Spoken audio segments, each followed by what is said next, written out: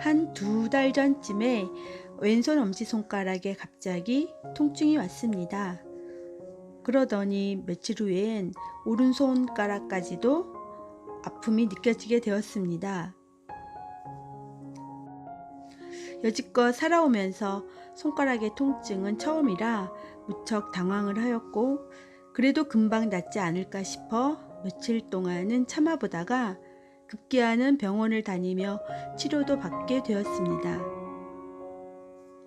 그런데 그때 갑자기 예기치 않게 이사할 일이 생기게 되어 부득불 그 아픈 손을 가지고 이삿짐 정리며 물건 비워내기 등 엄청나게 많은 일들을 할 수밖에 없는 일이 생겼습니다. 하필 손가락이 아플 때 이삿짐을 정리해야 하다니 하고 너무 심란했습니다. 약 1달 정도 되는 기간을 평소보다 훨씬 더 많이 이 손을 쓰게 되다 보니까 손가락의 통증은 점점 더 심해지게 되었습니다. 또 어느 날은 참을 수 없는 통증에 밤잠을 설치기도 했습니다.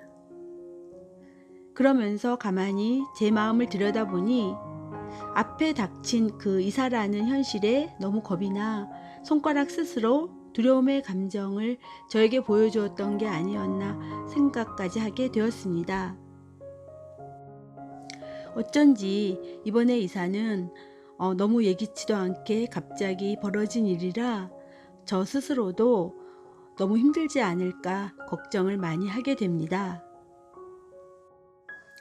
그래서 전 제 손가락을 낫게 하기 위해서 수시로 손가락들에게 말을 걸게 되었습니다. 미안해. 왼손가락, 오른손가락 모두 그동안 제대로 돌보지 못해서 정말 미안해. 하지만 너희를 정말 사랑해. 이제 잘 돌보아 줄게.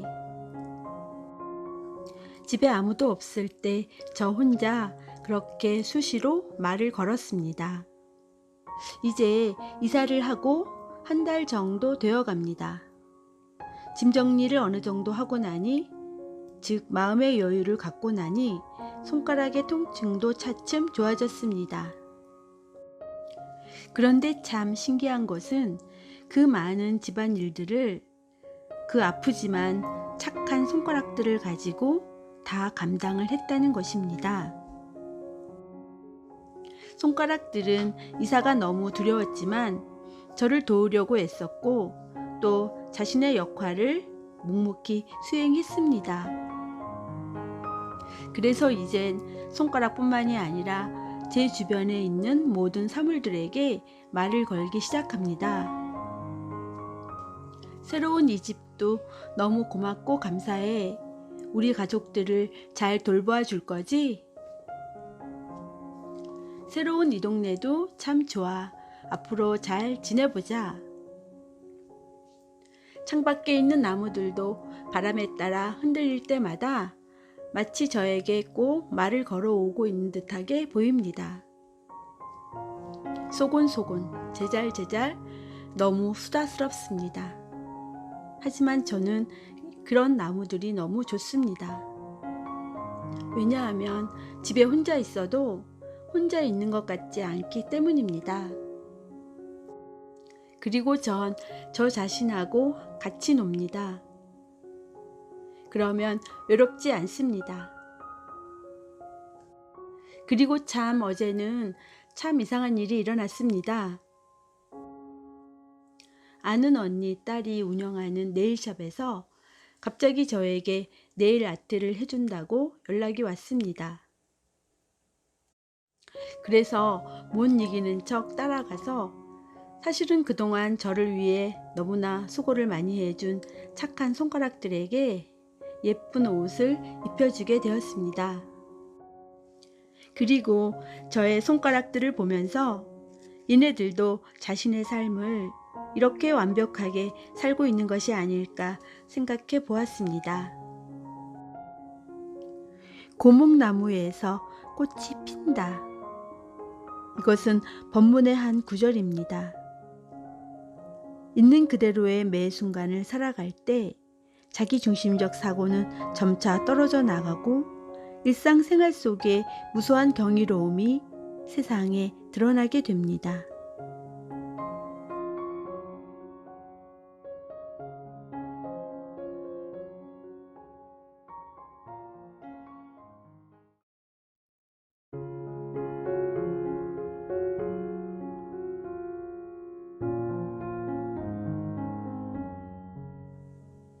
더 큰 그릇.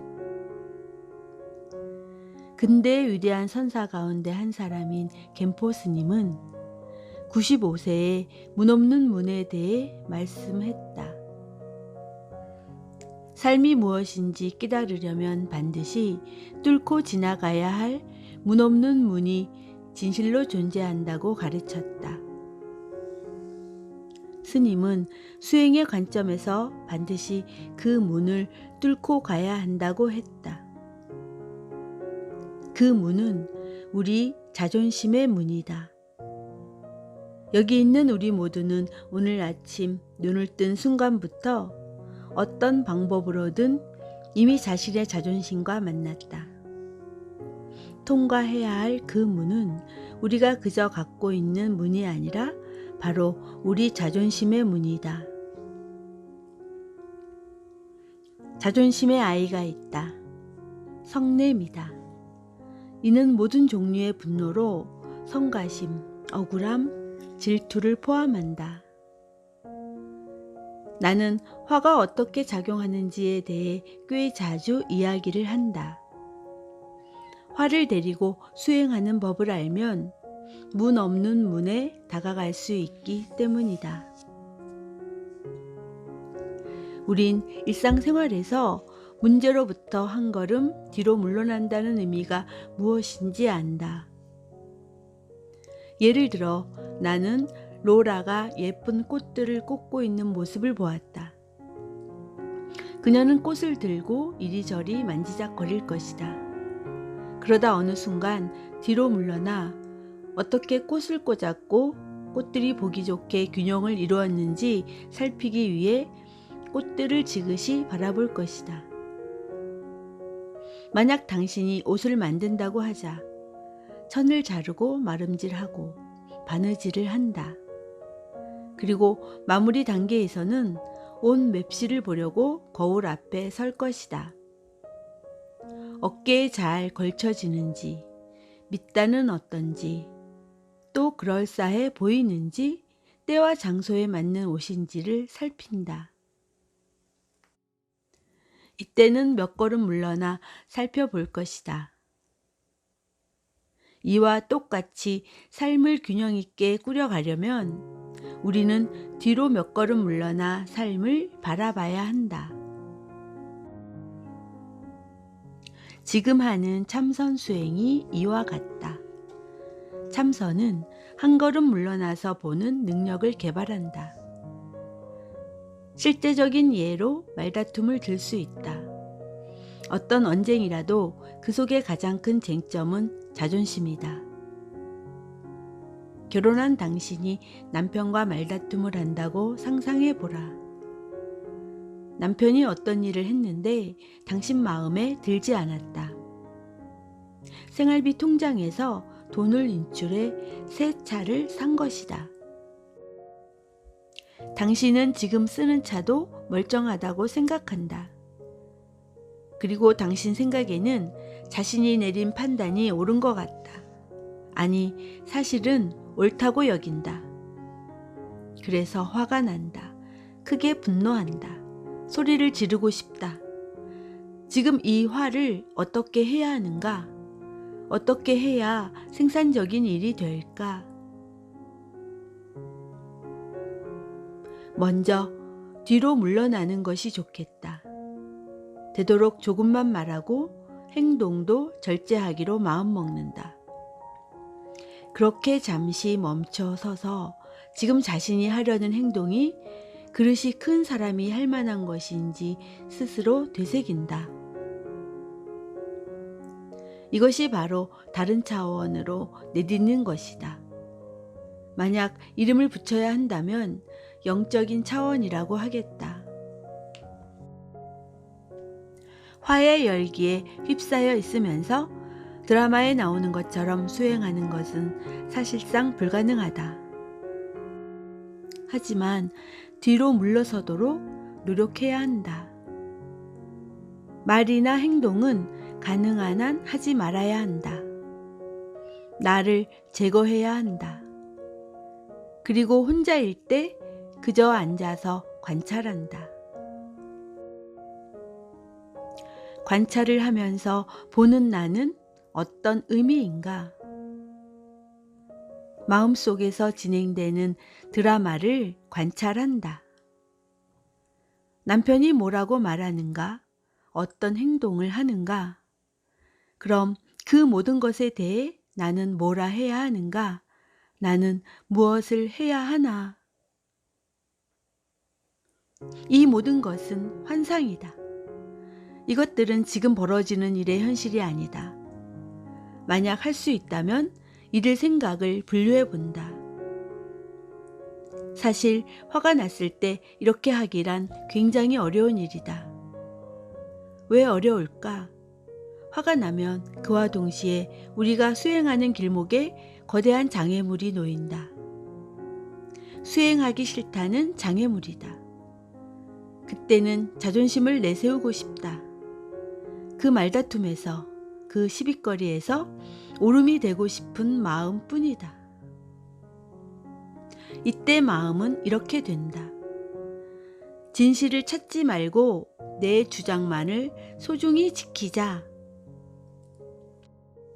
이것이 첫 번째 단계가 뒤로 물러나 말을 하지 마라 라고 말하게 된 이유이다.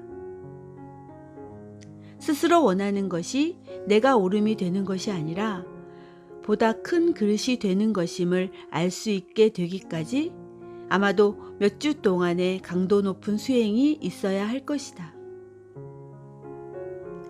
뒤로 물러나서 관찰한다. 그리고 드라마의 생각들을 분류한다. 맞아, 그가 그렇게 해선 안 되지. 그렇게 하면 내가 견딜 수가 없잖아. 그래, 대갚아줄 방법을 찾아야 해.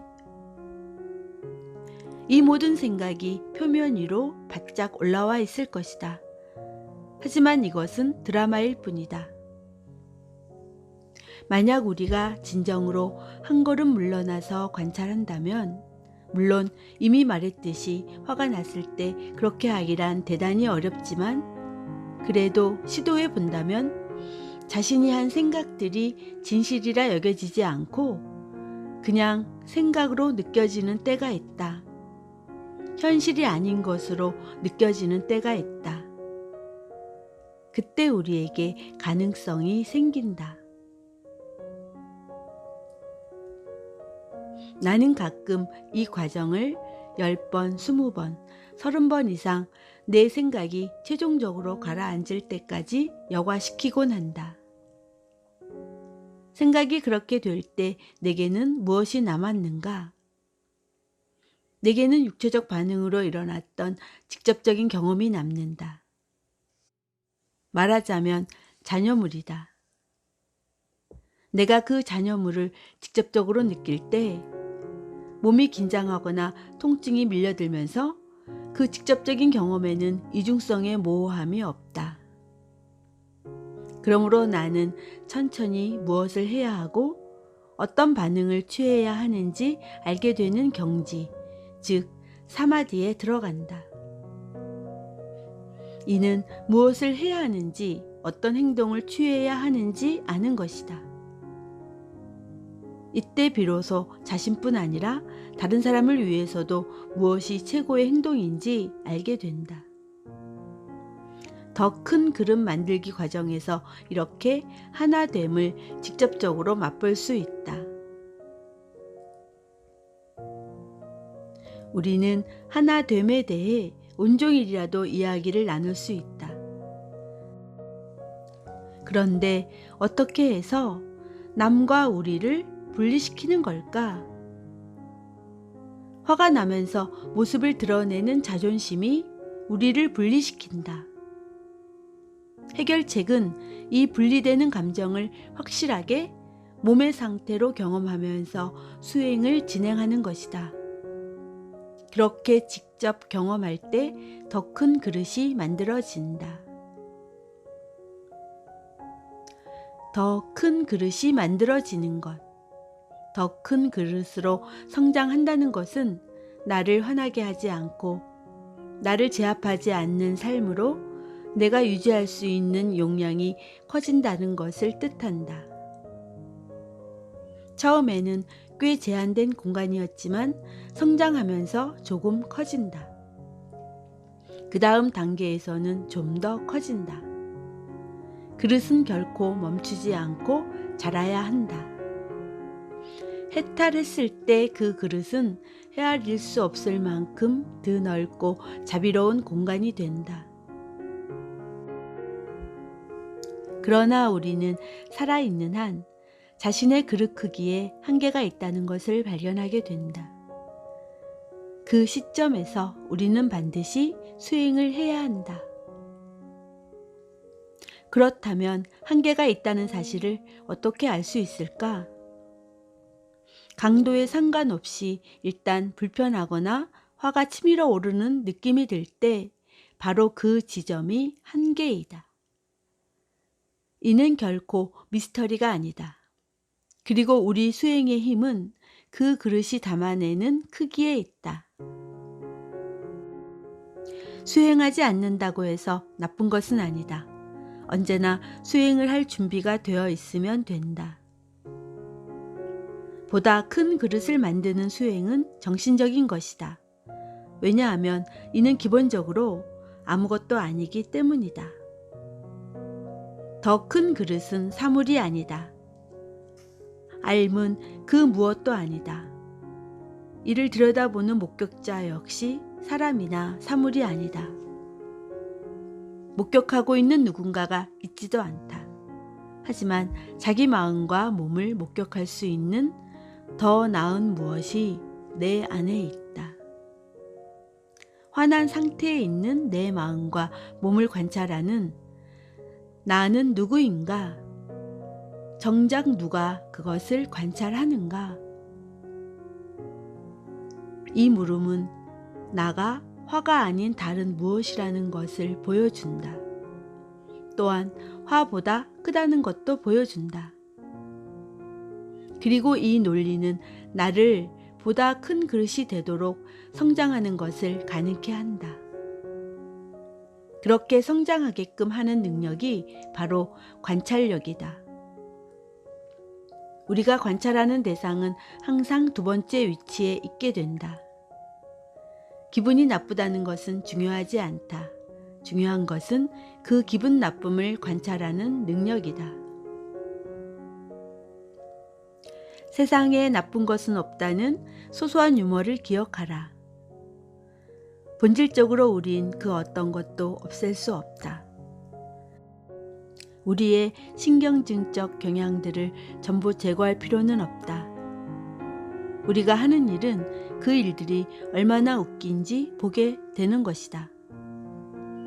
그리고 나면 결국 그 경향이 삶의 재미를 이루는 일부임을 깨닫게 된다.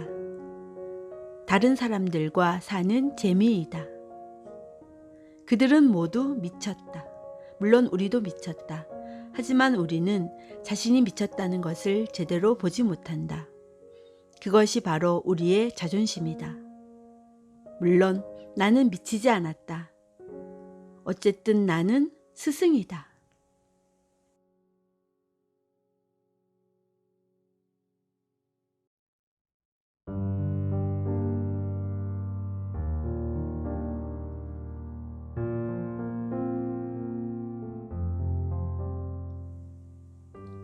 우리 삶은 끝을 맺는다. 보편적인 관점에서 보면 삶은 비극이다. 그러나 우리는 비극으로부터 삶을 감추려는 희망 없는 시도를 하며 보낸다. 우리 각자는 작은 무대 위에서 주인공 연기를 하는 주연이다. 우리는 도덕적으로 중대한 갈등 속에 있다고 느낀다. 그리고 인정하고 싶지 않지만 안간힘을 다해 몸부림치더라도 마지막은 파국으로 끝맺을 것이다. 결코 피할 수가 없다. 인생 속에서 마주칠지 모르는 그 어떤 사건을 제외하고라도 마지막에는 누구도 피하지 못하는 하나의 사건이 버티고 있다. 우리 삶은 끝을 맺는다. 기획 순간부터 삶은 떠나가는 길에 있었고 사적인 시각에서 보면 이는 비극이다. 그래서 우리는 삶의 그 마지막을 피하기 위해 방향 없는 전투를 하며 보내는데 그 방향을 놓친 전투야말로 진정한 비극이다. 바닷가에 살고 있다고 상상해보라. 기후도 따뜻해서 1년 내내 수영할 수 있었다. 하지만 물속에 상어가 산다. 만약 머리가 좋은 사람이라면 상어들이 어느 곳에서 유영하길 좋아하는지 알아볼 것이고 그런 다음 그곳을 피해 수영할 것이다. 하지만 상어는 상어이다. 조만간 한 마리가 무리에서 벗어나 우리가 수영하는 지역으로 올지도 모른다. 그리고 우리를 발견할지도 모른다. 안전하다고 결코 확신할 수 없다. 만약 상어가 우리를 향해 거슬러 오지 않는다면 거기서 평생 수영할 수 있을 것이다. 상어와 마주칠 일이 없을 테니 말이다. 하지만 혹시 올지 모르는 상어를 염려한다면 수영하는 모든 나날들이 마음 졸이는 독이 될 수 있다. 우리는 각자 생각하는 상어들이 우리 삶 속 어디에 있는지 그 지점을 파악하고 있다. 그리고 에너지 대부분을 그 걱정으로 보낸다. 물리적인 부상에 대해 미리 주의하는 것은 합리적이다. 그래서 보험에 가입하기도 하고 아이들에게 예방주사를 맞히기도 하고 콜레스테롤 수치를 낮추려고 노력을 한다. 그럼에도 오류는 우리 생각 속으로 슬며시 침투한다. 과연 그 오류는 무엇일까? 합리적으로 주의를 기울이는 것과 끊임없는 걱정으로 방망이질 치는 마음의 차이는 무엇일까?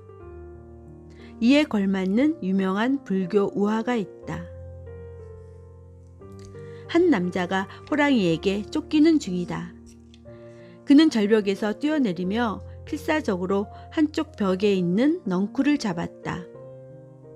호랑이는 남자의 머리 위로 허공에 앞발을 휘두른다. 사내는 아래를 내려다보았다. 아뿔싸, 절벽 아래엔 또 다른 호랑이가 사내가 떨어지기만을 기다리며 올려다보고 있는 것이 아닌가. 잡고 있는 넝쿨 끝을 보았더니 쥐 2마리가 갉아먹고 있었다. 그 순간 남자의 눈에 감미로운 딸기가 들어왔다. 넝쿨을 한 손으로 감아쥐고 남자는 딸기를 따먹으며 참으로 달다 라고 말한다. 이 남자의 마지막은 어떻게 될까? 물론 뻔한 일이다. 그렇다면 그 남자에게 벌어진 일은 비극일까? 호랑이에게 쫓기던 남자는 잠자코 있지 않고 또 이렇게 말한다. 그대 아름다운 중생이여, 우리는 하나일세. 그러니 날 먹어 주겠는가? 어리석은 사내의 이야기라는 생각이 들 수도 있다. 하지만 여기서 연계되는 교훈은 어리석음과는 거리가 있다. 대상과 주체가 하나이듯 사실 남자와 호랑이는 하나이다. 그 남자는 우리 모두가 해야 하듯 자신을 보호하는 데 최선을 다했다. 만약 우리가 그 넝쿨에 매달려 있는 상황에 처했다면 어땠을까? 얼마 남지 않은 삶의 마지막 순간을 두려움으로 낭비할 것인가? 아니면 감사함이 우러나오는 순간순간을 맛볼 것인가? 우리가 살아가는 매 순간이 바로 마지막 순간이지 않을까? 지금 이 순간 말고 다른 순간이란 없다. 몸과 마음을 돌보는 일은 현명하다. 문제는 몸과 마음만으로 자신의 존재를 규정 지을 때 일어난다. 인류 역사에서 몇몇 사람은 자신들의 존재를 여러 가지 형태로 드러내 보여주었다. 그들에게 비극은 없다. 거부할 대상이 없기 때문이다. 우리도 자신의 삶과 일치된다면 그 삶에 누가 들어오든지 무슨 일이 생기든지 무엇을 하게 되든지 문제될 것이 없다. 주인공도 원수도 비극도 없다. 그러므로 그 순간의 딸기는 그저 감사한 존재로 다가오게 되는 것이다. 끈기 있게 숨을 느껴가며 생각의 흐름을 인지하며 수행을 한다면 깨달음이 탄생한다. 이는 지식적인 알무로는 오지 않는다. 몸속에 있는 다양한 세포가 깨어남으로써 얻어진다. 그 전에 잘못된 생각은 태양의 열기 속으로 들어간 구름처럼 증발된다. 그리고 고통 그 한복판에서는 예전에는 알지 못했던 환희로움과 열림, 드넓은 팽창이 일어난다. 언젠가 누군가 이런 주장을 한 적이 있다.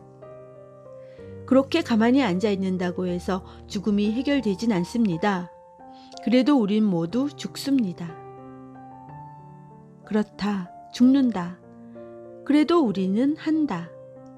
죽기 직전에 오, 딸기가 참으로 달다 라는 말이 나올 수 있다면 죽는다고 문제될 일은 없으니까 말이다.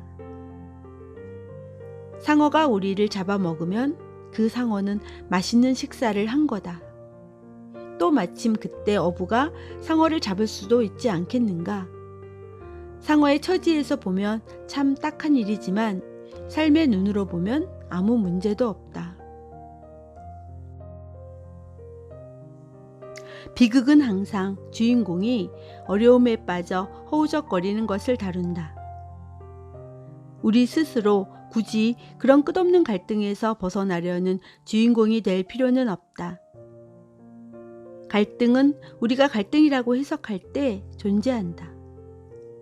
참담하게 끝난다는 것도 우리가 그런 시선으로 보기 때문에 이렇게 설정되는 것이다. 반야 심경에 보면 이런 구절이 나온다. 나이 듦도 죽음도 없고 나이 들어감에 끝도 없다. 그리고 죽음도 고통도 없고 고통의 끝남도 없다. 호랑이에게 쫓기던 남자는 결국 호랑이 밥이 되고 만다. 괜찮다. 억울한 일이 뭐가 있겠는가.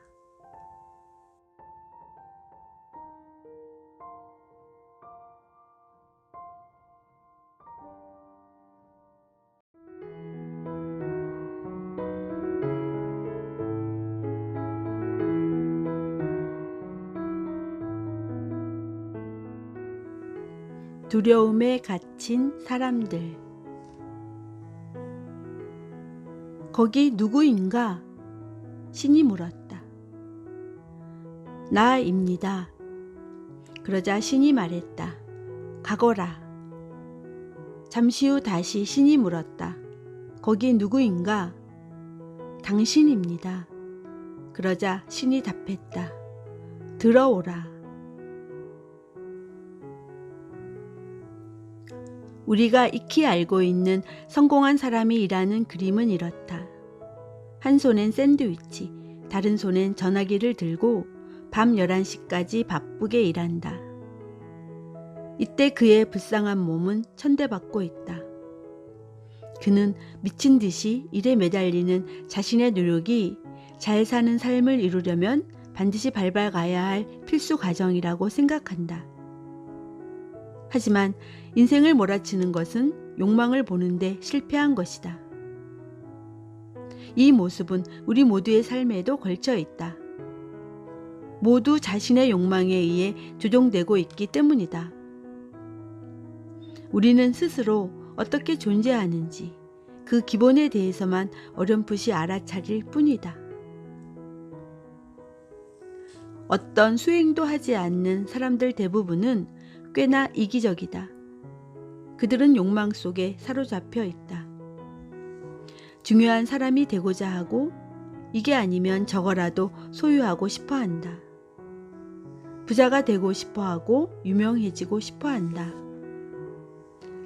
이는 일정 정도 우리 모두가 가진 진실이기도 하다. 하지만 수행을 시작하면서 삶이 텔레비전 광고처럼 매끈하게 굴러가지 않는다는 것을 본다. 광고에서 말하는 길을 의심하기 시작한다. 텔레비전 광고는 이렇게 제안한다. 최신 헤어로션, 화장품을 써보세요. 차고 문을 자동 센서로 바꿔보세요. 당신의 삶까지 고품격이 될 것입니다. 과연 그런가? 글쎄, 이제는 이것이 진실이 아니란 것쯤은 모두 알았을 것이다. 그러면서 우리가 살아가는 기존의 방식이 삶을 성공적으로 안내하고 있지 않다는 사실도 알게 됐을 것이다. 바로 이기적인 욕심이 삶을 제어하도록 막고 있다. 어떤 사람들은 깨달음에 관심을 두기보다는 관념의 상에 더 집중을 한다. 배우자한테 소리 지르면 안 되는데. 물론 배우자한테 소리를 질러서는 안 된다. 그러나 배우자에게 소리 지르지 않는 사람이 되고자 하는 그 노력은 단지 긴장감만 증가시킬 뿐이다. 이기적이고 욕심부리는 현재에서 그렇지 않은 사람으로 옮겨가려는 노력을 한다고 하자.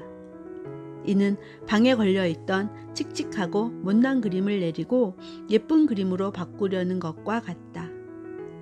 그런데 그 방이 감옥이라면 어떡하겠는가? 장식을 바꿔 조금 나아 보일지는 몰라도 거기에는 당신이 원하는 자유가 없다. 그저 똑같은 방에 아직도 수용되어 있을 뿐이다.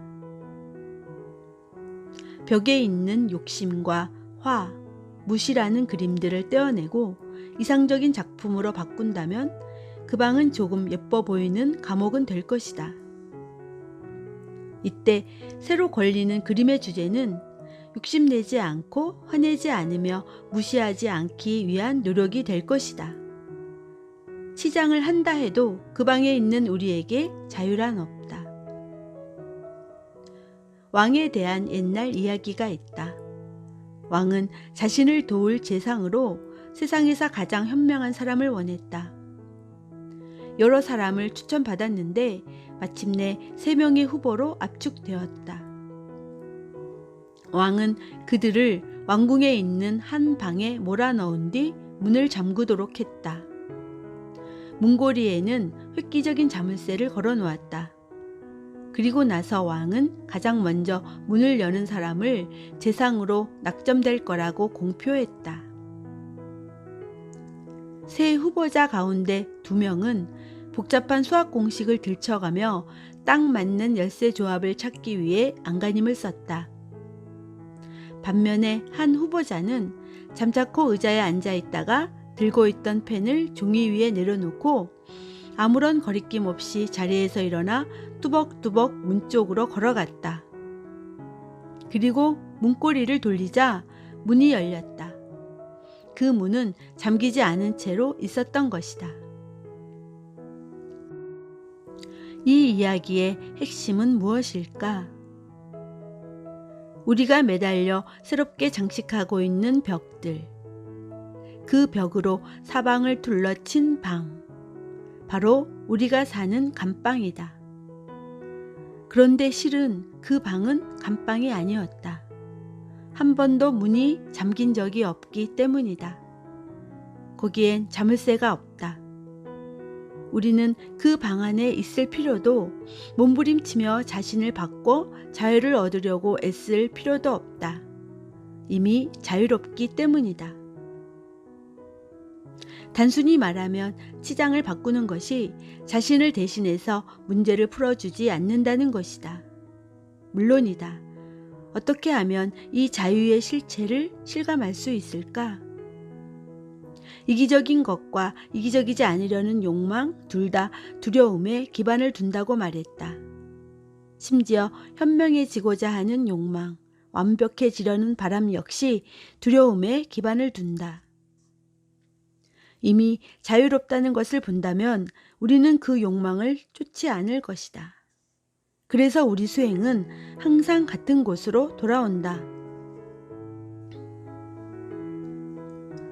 조급해지거나 질투가 나거나 침울해질 때 이 기분 나쁜 순간들의 배경에는 어떤 진실이 있을까? 진정으로 마음을 관찰하면 볼 수 있다. 그 속에는 각자 자신들의 이상적인 꿈이 돌아가고 있다. 그 꿈은 우리가 해야 하는 것과 하지 말아야 하는 것만을 다루는 게 아니라 다른 사람들까지 내 방식으로 해야 하는 것과 하지 말아야 하는 것이 포함되어 있다. 게다가 우리가 과거로부터 지금까지 어떻게 해왔는지, 미래에는 어떻게 해 나갈 것인지 하는 것까지도 규정한다. 어떻게 정리해 나갈 것인가 고려하는 그 바탕에 욕망이 잠재되어 조정하는 것이다. 의식을 모아 우리를 두렵게 만드는 것이 무엇인지 살피는 일도 수행에서 다루는 과제이다.